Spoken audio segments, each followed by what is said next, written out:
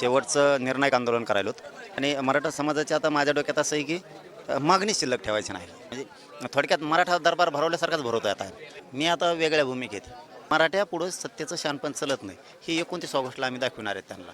फडणवीस साहेबांनी याचे सगळे उत्तरं दिले पाहिजेत. का तुम्ही देत नाही? आम्ही ओबीसी मंत्रालयाला कधी विरोध केला का? पुऱ्या मराठ्याचे पैसे माघारी आणणार आहे मी. बघा जाऊ दे जिल्हा अधिकारी ही मनोज जरांगे पाटील माझ्यासोबत आहेत. 29 ऑगस्ट पासून ते उपोषणाला सुरुवात करणार आहेत. जरांगे पाटील, कशी तयारी असणार आहे या उपोषणाची? कारण की प्रत्येक उपोषणाची तयारी तुम्ही नियोजनबद्ध करता. नाही, ही तयारी खऱ्यानीच आता खूपच मोठी आहे. शेवटचं निर्णायक आंदोलन करायलो आणि मराठा समाजाची आता माझ्या डोक्यात असं आहे की मागणी शिल्लक ठेवायची नाही. मागणीच नाही ठेवायची कोणचीच. तुकडाच पडायचा. कारण 3 वर्ष वेळ दिला आहे. आता सरकार बघूयात का टार्गेट करतं आहे मराठा समाजाला, का अन्याय करतं आहे मराठा समाजावरती, हे बघायचं. आता प्रत्यक्षाची तर सोक्षमोक्षच होणार आहे. कारण इकडं आता ज्याला व्हॅलिटी मिळाली नाही तो बसल्यावर राहणार आहे. कुणबी प्रमाणपत्रासाठी अर्ज केल्याला बसल्यावर राहणार आहे. सरकार म्हणतं आहे ना पेंडन्सीच नाही आहे अर्जाची, तर मग ती पेंडन्सी दाखवतो, अर्ज केलेला दाखवतो, नोंदी दाखवतो. करा आता. म्हणजे जागच्या जागेवरच आता निर्णय घ्यायचा. म्हणजे थोडक्यात मराठा दरबार भरवल्यासारखाच भरवतो आहे आता. कसं काय मार्ग निघत नाही.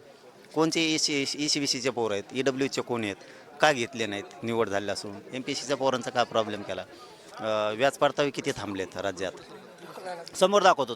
लोक येऊन दाखवणार आहेत आता. ज्यांना ज्यांना कर्ज दिले महामंडळानं, ज्यांना कर्ज दिले महामंडळानं, त्यांचे परतावे जर आले नसतील तर ते इथे येणार आहेत आता परताव्यासाठी.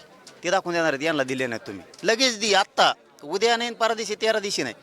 सारथी चेकवांच्या योजना दिल्या नाहीत. ओबीसीच्या सवलती आता JR कडून लागू केल्यात का? एकच प्रश्न घेतो. कालच्या रखरखत्या उन्हामध्ये ज्यावेळेस तुम्ही उपोषण केलं, राधाकृष्ण विखे पाटील बसून होते, मात्र ते असेच बसून राहते आणि तुमचे निर्णय मार्गी लावते सरकार म्हणून असं वाटतंय? ते मला नाही माहीत. आता मी आता वेगळ्या भूमिकेत.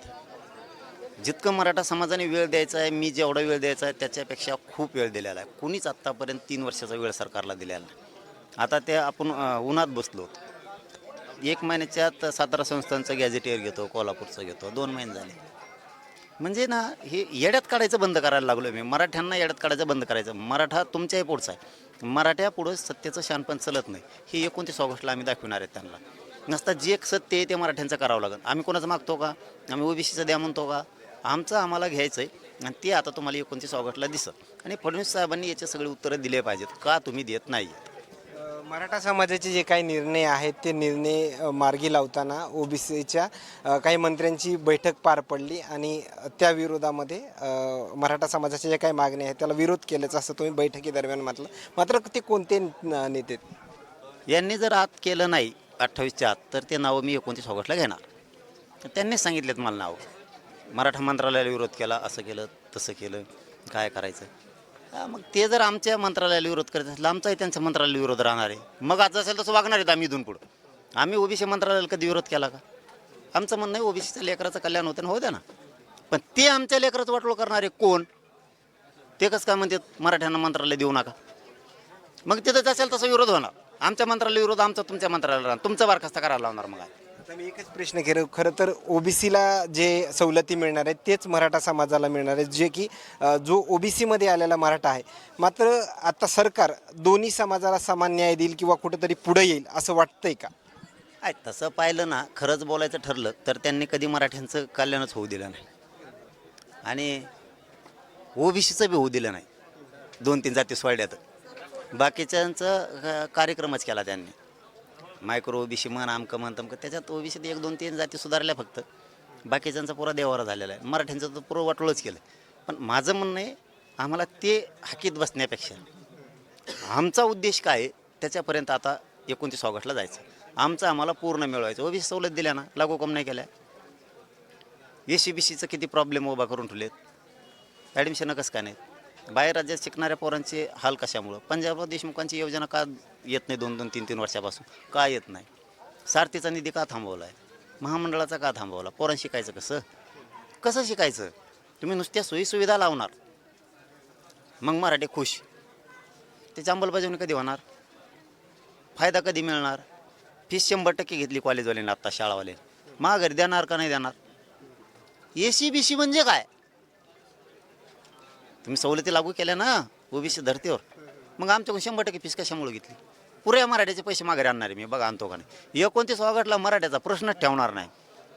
फक्त आता जागेवर दाखवायचं लोकांनी सुद्धा, ज्याने अर्ज केले ज्या विषयात नोकरीच्या विषयात केला दाखवायचा, घेतला नाही मुद्दा आम्हाला. मी बघतो ते कसं काय घेत नाही. यांनी दाखवायचं बाबा माझ्याकडे व्याज परतावा मला आला नाही, मी वाहन घेतलं होतं, इथं बसून राहायचं अंतरवालीत आणि इथून लगेच कामच करून घेऊन जायचं. कशाला ताण घ्या डोक्याला? 50 बारा माझ्याकडे त्यांनी यायचं नाही. आणि मराठ्यांची बी हेलपाटे बंद करायची. कुणी कुणबीला अर्ज केला आहे त्यांनी इथं दाखवायची केला आहे, आणि चल काढ त्याचं प्रमाणपत्र. व्हॅलिडिटी कुणी केलं काढ तू, नाही तर जाऊ दे जेलला अधिकारी. हीच भूमिका आहे आता. हां, अधिकाऱ्याचा आता सापच करतो, त्यांना सोडतच नाही. शेवटचा प्रश्न घेतो, कारण की इथं उपोषण करायचं म्हणलं की तुमचं नियोजन चोख असतं. त्याचबरोबर पिण्याचे पाण्याचे टँकर असतील, पार्किंगची व्यवस्था असेल, जसं की तुम्ही वैद्यकीय यंत्रणा म्हणलात, मात्र त्या संदर्भात कशी तयारी असणार? नाही, आता करतोय आम्ही. कारण पाण्याचे टँकर आम्हाला आता मराठवाडाभर गोळा करावं लागणार आहेत. पहिल्यासारखंच सगळ्या ॲम्ब्युलन्स डॉक्टरांच्या गोळा करावं लागणार आहेत पुन्हा पुन्हा. गाड्या सुरक्षित लय महत्त्वाचं. जसं आमच्या मुंबईला आम्ही सुरक्षित गाड्या लावल्या होत्या. गाड्या सुरक्षित लावल्यामुळं 10-10, 20-20 किलोमीटर काय गाड्या लाविनात. मग पोरं रेल्वेनं आझाद मैदानला आले, पण टेन्शन फ्री राहिले. गाडीचं टेन्शन नव्हतं मागं, कुणी हवा सुटन का, काय होईन का, काही ताण नाही राहिला. मग ते ये जा करायला. तसं आता ग्राउंड आम्ही मोठं बघतो. गाड्याची अगोदर व्यवस्था करायला लागलो की पार्किंगला गाड्या 5-10 गाड्या बसताना असं कुठं आपण, मग ती व्यवस्था करतोय आता आम्ही सगळीच. ओके, धन्यवाद. हे होते मनोज जरांगे पाटील आणि त्यांनी दिलेल्या प्रतिक्रिया. आणखीन काही नवीन अपडेट्स मिळतील का हे पाहणं तेवढंच महत्त्वाचं ठरणार आहे. मात्र या उपोषणादरम्यान त्यांचं चोख नियोजन जे आपल्याला पाहायला मिळतंय. कॅमेरामॅन सोबत सूरज मिडिया, अंतरवाली, सराटी.